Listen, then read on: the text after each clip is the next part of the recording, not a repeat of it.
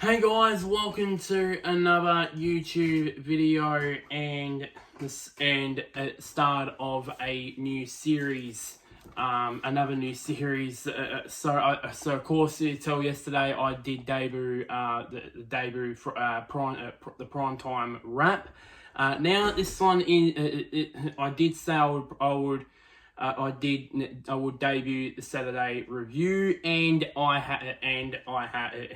this is the first Saturday review of the AFL season for 2023. So we've got 4 matches to not dissect but review. North Melbourne and West Coast at Marvel Stadium. Port Adelaide and Brisbane at Adelaide Oval. Oh boy, I'm can't wait to dissect that game for you. And Melbourne and the Western Bulldogs at the MCG, and then the Gold Coast Sydney game at Heritage Bank Stadium, as it's now called. I was going to say Metricon, but it's not called that anymore. So yeah, so let's get into it. So the first game, a couple of the rank here is, of course, the Arvo game, the 110 game between Melbourne and West Coast Eagles. I watched about most of the second half of this game. I didn't watch the first half. I only watched the second half of it at the Nan and Pop's place. And yeah, so North Melbourne, of course, led by a point at quarter time, and then thanks to a 4-1 second quarter, they opened that margin to 21 points at half time, which then was opened up to about 33 or so, I believe, when I first watched the game. I think it was like 33 points at one stage or another. But credit to West Coast, they did brought themselves back into the game. They were like Collingwood from the other night, where they just didn't want to go away. And probably I thought for a second maybe there'd probably a chance that possibly they could go over the top of them. But every time they would. It always cut the margin to single figures. You know, North Melbourne would come back. So, and thanks to a four goal to 3 third quarter for the West Coast, they reduced the margin. Reduced the margin from, at one stage it was like 33. As I said, 33 points at one stage early in that third quarter. They reduced it to 15 at the 3/4 time. And then again, and they slammed on yet another 4 goals in the last quarter to 2 to North Melbourne to really put the game in doubt, really. And there was a couple of chances where West Coast probably could have won the game, but it wasn't good enough. And of course, North Melbourne hung on to win by 5 points in the first game of the Clarko era for North. So they won by 5 points. To go into the stats here, Larkey chipped in with a mighty 6 goals for North. Pretty much half the goals scored were from Nick Larkey. Curtis with 2, Zerha with 2, and then Davies Uniacke and Kumbin. Both of them had 1. In terms of West Coast goals, Liam Flanagan was up to his usual best with 3 goals. Jones and Allen both kicked 2, and Darling, Kelly, Cripps, Long, and Shuey all had 1. The best for both sides. Firstly, North Melbourne, Harry Sheasel. No doubt about it, he'll definitely get the Rising Star nomination for this week, unless somebody miraculously just bobs up and gets the round 1 nomination. But I did watch the Sunday Footy show this morning as I recorded this. And they said, and I think Lloydie said during that he normally doesn't play in the back line, but he was or sort of reluctant to. But in terms of Clarko, he agreed because Clarko said this was his role, and he really did. It really did work. I mean, and he had 34 touches. I think it's the second most of anybody on debut. So yeah, which I'll get to in a bit. Larky with his 6, Zerha and Davies Uniacke. I won't be surprised if Davies Uniacke would get the 3 Brownlow votes in this game, because he was absolutely ridiculous and his stats were absolutely ridiculous in that game. To West Coast best, Dom Sheed, or as I like to call him, the Collingwood Heartbreaker, as I like to call him. You could tell I hate Collingwood. You could just tell.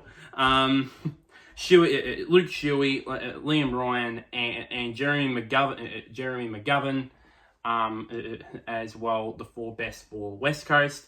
The leading disposal getters on the ground for North Melbourne, of course, Sheasel with 34, Luke Davies-Uniacke with 32 touches, Jack Zeeber with 26, and Jai Simpkin with 25. Then for West Coast, you got Shuey with 27, Shannon Hearn and Dom Sheed with 25. Andrew Gaff with 23, and then McGovern and Kelly both with 22 touches each. Injuries, no injuries out of the game for West Coast. Only one for North Melbourne, being Tristan Xerri, out of an ankle injury, and I think it was basically in the first quarter, basically had to play most of the game basically without a recognised ruckman in their side. In terms of the subs, Will Phillips replaced, of course, Sherry at quarter time, and then Jack Petrocelli replaced Cullen Jamieson in the third quarter. That game was played in front of a slightly, let's just say, reduced crowd. Let's just say, and that's not the right way of putting it, but 21,274. Some people in the media said it was a bit disappointing, really, because they thought with the Clarko era that would have North Melbourne fans come out in force, but that didn't happen. So 21,000 that were there on Saturday afternoon. It was a couple of facts to come out of this. It was North Melbourne's first round 1 win since 2020, and nobody has even discussed this. This is Clarkson's 5th consecutive round 1 win, because he won, because the last time he lost was 2017, ironically against Essendon, mind you. In 2018, they won against Collingwood. In 2019, they won, I can't remember who against. I might have to check that. I actually checked this out before I did this video, and now I've forgotten it again. In 2020, they beat Brisbane. In 2021, of course, they beat Essendon in that game by a point. So yeah, and of course last year obviously getting coach, and this year he's won round 1 again. So with North, so that streak of winning in round 1 has continued for Clarko. And there's a lot of coaches that have good round one records in the competition. Definitely Clarko has that in recent times. Speaking of coaches that have good round 1 records, great round 1 records in recent past, Ken Hinkley continued that with Port Adelaide, and oh boy, despite the major blimp at heart in the second quarter, they massacred Brisbane. I mean, they started off really well. Despite them, I felt like they dominated most of that first quarter, even though they only led by 10 points at quarter time. It was just Brisbane kicking the last 2 goals in the first quarter that really reduced that margin a little bit.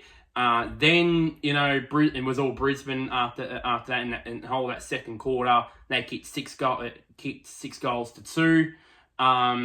It was basically an inaccurate Port Adelaide in that second quarter. I mean, only kicked 2 goals 4 to 6 goals 2 in that second quarter. And when Brisbane kicked their 6th goal of the quarter, I thought, and the margin was I think it was about 20 odd points or something.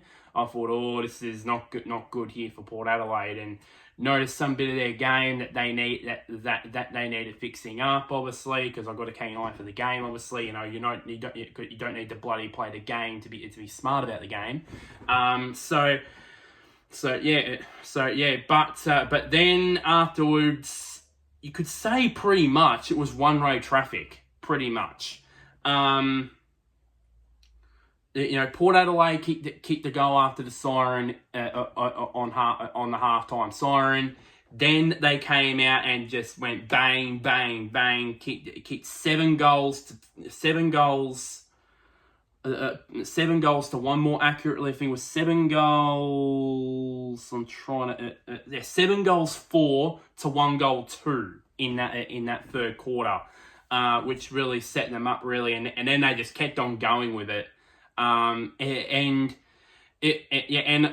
definitely, if I go back to Brisbane for a second, alarm bells will definitely be ringing at the football club after this performance. I mean, some of their performances, what I notice is I'll go into full depth when I get into the inside, when I wrap up the whole round in BD AFL Insider, which I'll do hopefully maybe tomorrow, maybe Tuesday. Is looking there was one play in particular where Rosie and Dersma,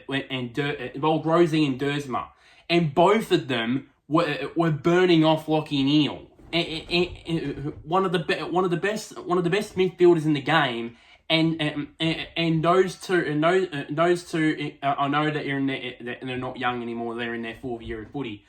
But they're just burning them off. And there was plenty of times during that, in the second half, where they were just going, where Brisbane was going, like that. And then Port Adelaide were going, bang, like that. There was, just Brisbane players were jogging and Port Adelaide players were running. And even one player when it ended in that Rosie goal, it just absolutely was unbelievable. And then the Marshall goal, his 4th goal, I believe it was just unbelievable in the end. So and it ended in them smashing them by 9 goals with them, because if you what is also damning as well. This is also damning. From the last minute of the second quarter to the end of the game, they kicked, I believe. I think they kicked 12. They kicked 12 goals.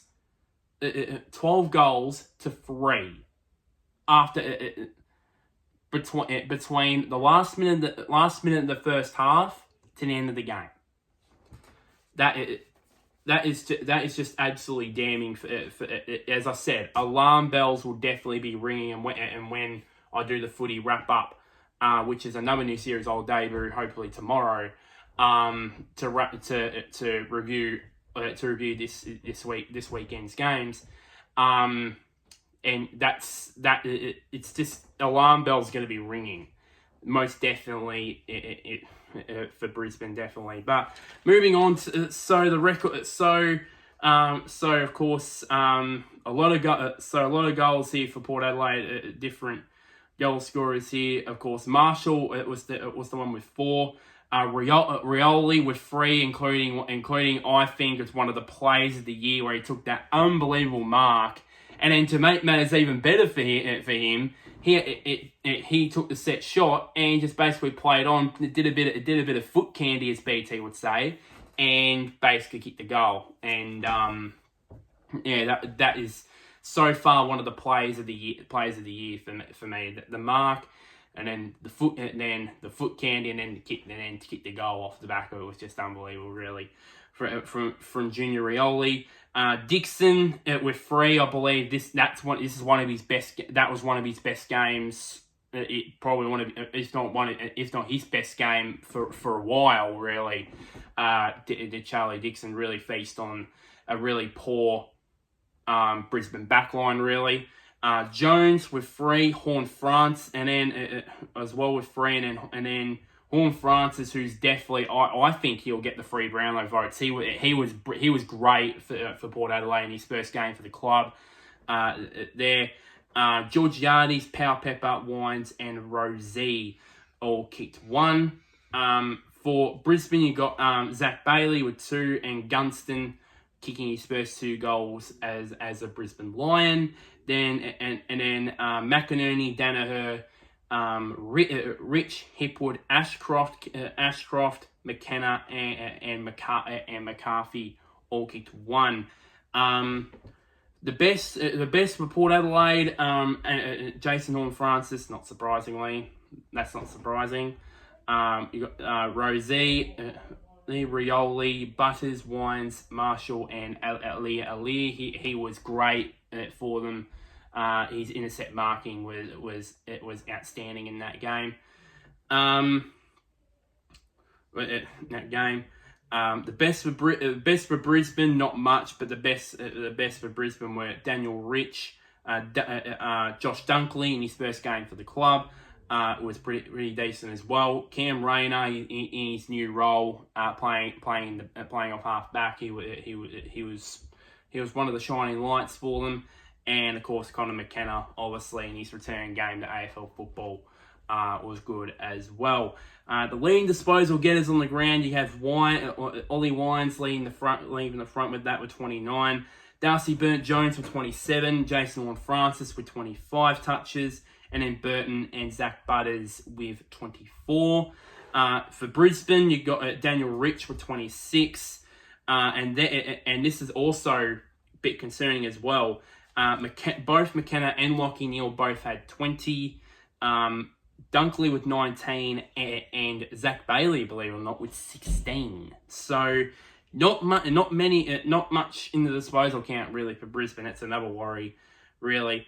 Not much injuries also to come out of the game. Obviously, Keating Coleman they got a nasty head knock during the game. I think it was a bit of a clash of heads, I believe, during the game, which he got knocked out with, and got a bit of a shine in his eye. So maybe a bit of concussion, maybe he might miss a week or so. In terms of the subs, Francis Evans, he replaced Orazio Fantasia at 3/4 time, and then Jackson Pryor replaced James Tilstill at some stage in the last quarter. The game was played in front of 34,255 at the Adelaide Oval. As I said earlier, this is the ninth round 1 win in 11 attempts for Ken Hinkley for Ken Hinkley as coach of Port Adelaide. He's had an unbelievable record of that. I think only a couple of times he's won round 1 and he hasn't made finals. Most of them he has made finals, so this probably gives him in good stead. This is Brisbane's biggest round 1 loss under Chris Fagan, and also their biggest all round their biggest loss in round 1 since 2016 when Justin Lepage was in charge at the Lions. And one last thing also to quote about this game is the one of the damning stats really was the uncontested possession count. I mean that's another again just the lack of physicality really for Brisbane, and it was just poor really all game all round for Brisbane, and it just gets worse for them next week when they versus Melbourne I think it's on a Friday night, I believe. So yeah, that is not a good sign for Brisbane. They might go the season 0-2 never know. It might get worse probably as well. Now on to the 2 Saturday games.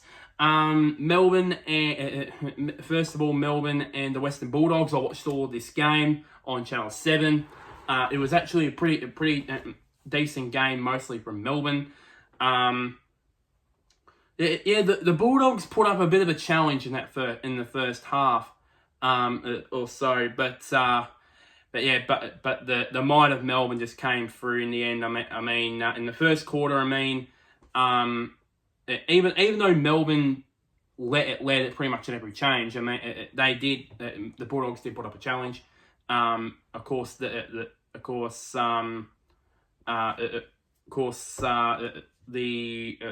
D's led by 5 points a quarter time. Then a 6 goal to 3 second quarter basically pretty much really busted the game open if you think about it. Even though at one stage I believe the Bulldogs were in front by, I think it was by 13 or 14 points at one stage in that second quarter, but Melbourne turned it on like it was pretty much, as the commentator said, just like what it did in the 2021 grand final. As Melbourne turned it on, they kept getting goal after goal pretty much, and then Melbourne it was just Melbourne pretty much dominant after that. I mean, they kicked 4 goals to 3 in the third quarter, and then kicked another 4 goals in the last quarter to 1 by the Dogs, and that pretty much got them over the line to win by 50 points. And up until the next game, which we'll talk about in a bit, they were on top of the ladder there. So to Melbourne's goals, I'm going to speed this up quite quickly. Really, in this one, so Pickett and Brown with 4 goals each, 8 between them. Spargo with 2 goals. Max Gorn with 2, and then Sparrow, Melksham, Brody Grundy with his first goal for Melbourne. Chandler and Neil Bullen both kicked a goal. In terms of the Bulldogs, 8 different goal kickers with Williams, Ewell, Hagan, Treloar, Norton, McRae, Liberatore, Jason Johannesson, Marcus Bontempelli, and Oscar Baker all had the 1 goal. The best for Melbourne, you have not surprisingly, Cozzy Pickett was the best out of the game. Obviously, there's going to be much more controversy with his bump on Bailey Smith.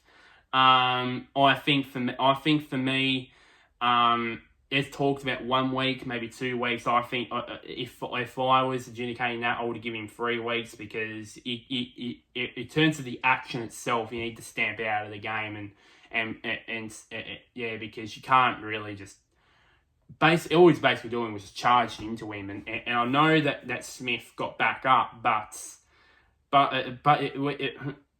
we need to stamp it out. Like one of these times, it's going to happen again, and then it does end up knocking out someone. That we need to stamp it out, really, and I think in doing so, I think Pickett should get at least 2 to 3 weeks for it. I don't think he'll get 1, because otherwise it will happen again to someone.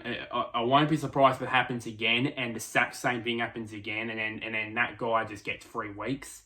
Either it'll be the exact same thing we say every year.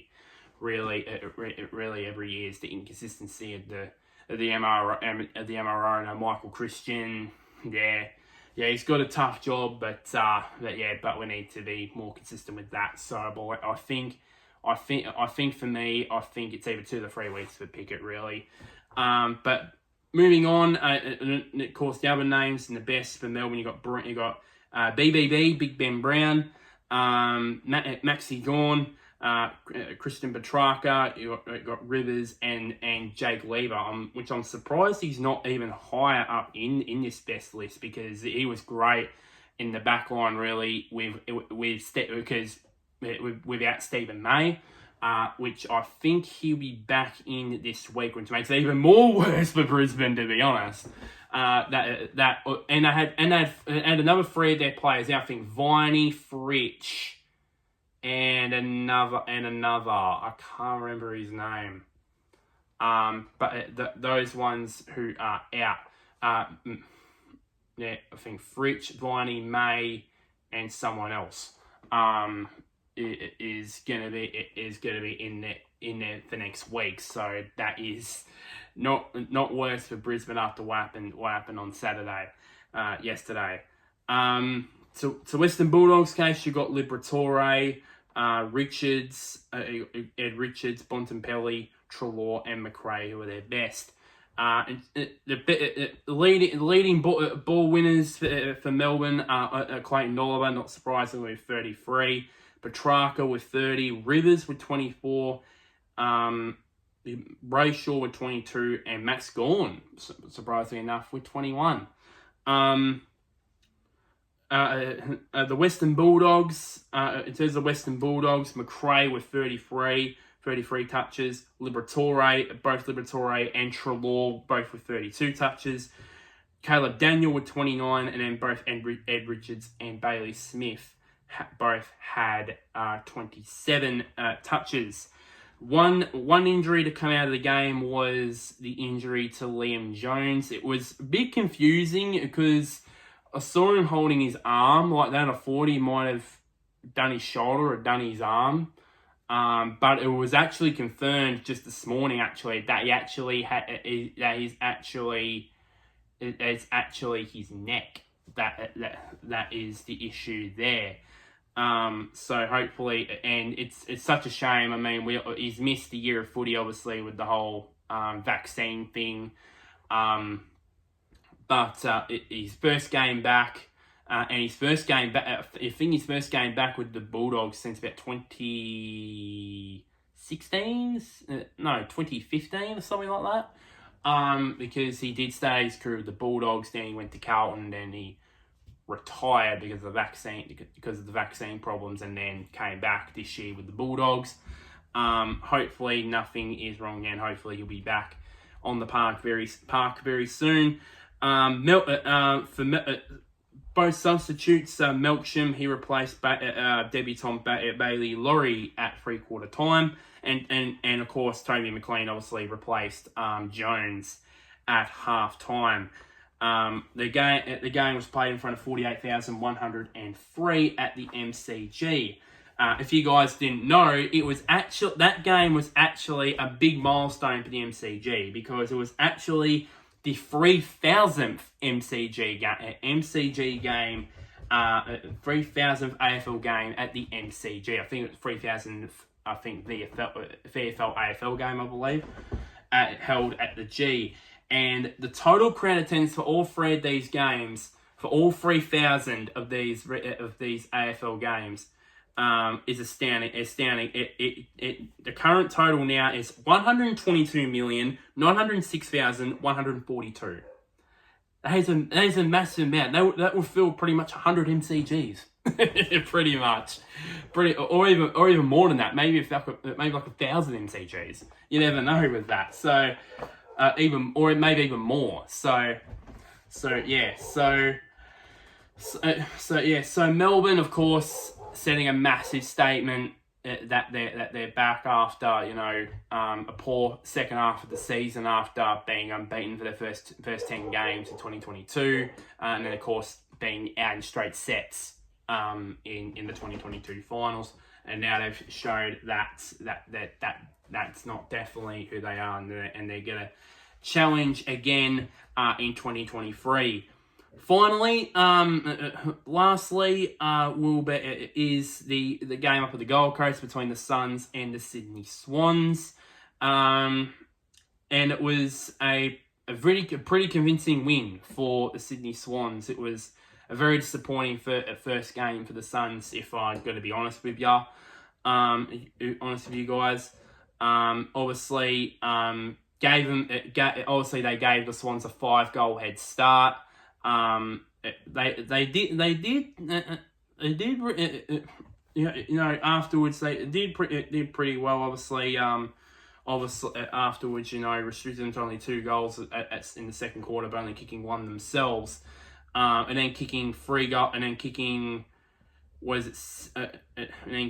kicking 3 goals each in the third and fourth quarters, but wasn't really enough. Really, I mean, the game that put the game beyond doubt was the third quarter, obviously, where they kicked where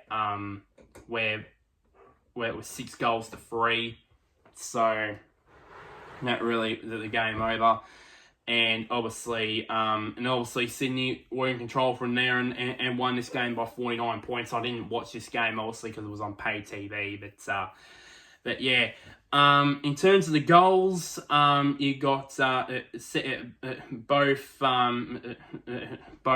Sam Flanders and Ben Ainsworth. Ainsworth both with 2 goals each. And then Swallow Ben King kicked 1 goal in his return from an ACL injury that's kept him out for the entirety of 2022. He apparently got through the game unscathed, which is good news for Gold Coast Suns fans. Holman, Jeffrey, and Noah Anderson all kicked 1. For Sydney, Papley,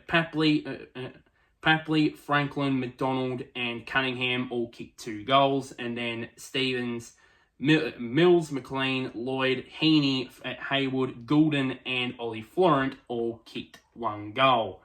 The best for all these, the best for the Gold Coast Suns, of course, Jared Witts, not surprisingly, with crazy statistics, really.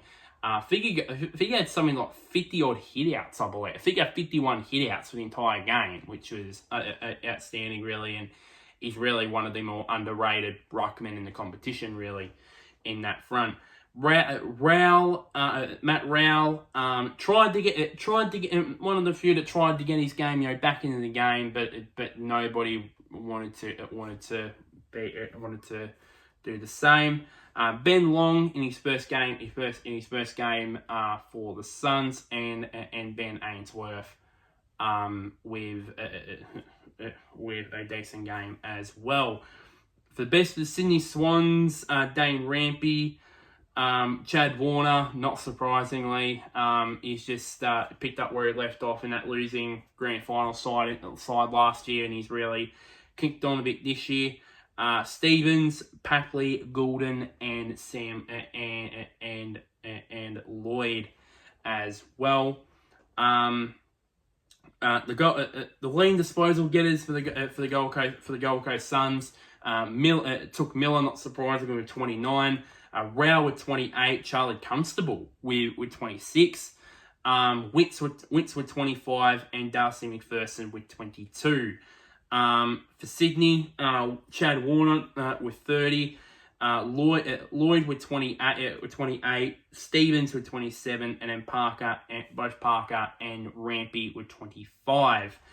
One injury to come out of the game, which involved the Gold Coast. I mean, Sam Collins with hitting the head, which I would assume that was from the hit that Buddy. Assume that was by the Buddy Franklin hit. I would assume. For me, I think at worst, I believe he'll get 1 week. I think for the best for Buddy, I believe he'll get a fine. I believe, with that, but that's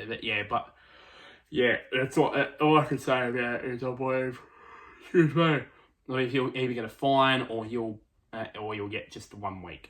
I believe, in my opinion. No injuries really to talk about for Sydney. For the Subs, Braden Fiorini replaced Levi Casbolt in the third quarter, and then Matt Roberts for Sydney replaced Peter Laddams in the last quarter. The game was played in front of a measly 13,648 at the newly named Heritage Bank Stadium in the Gold Coast. So a couple of facts to come out of this game. It's the Swans' first win over the Gold Coast since round 15, 2019. Now the Suns, of course, we all know have had a bit of a stranglehold on Sydney in recent years. That just sort of evaporates that.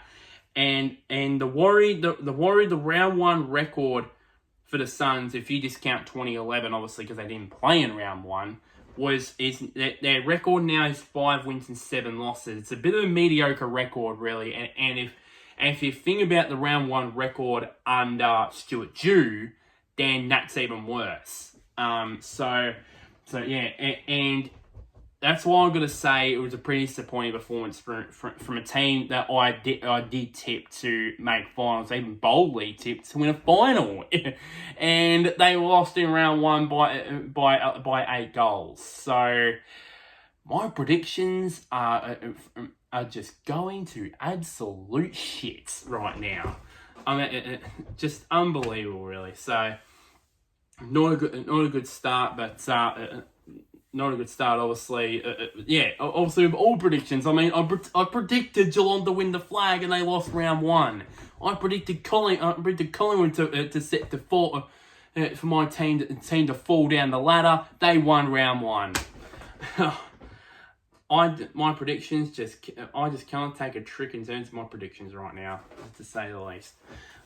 So that is pretty much just about it for this opening episode of the Saturday review. I'm probably gonna do this for all the home and away rounds. I don't know about finals because they pretty much one game each on each day pretty much. But yeah, so like this video, share this to anybody who is a Sydney fan or a Port Adelaide fan or a passionate North Melbourne fan.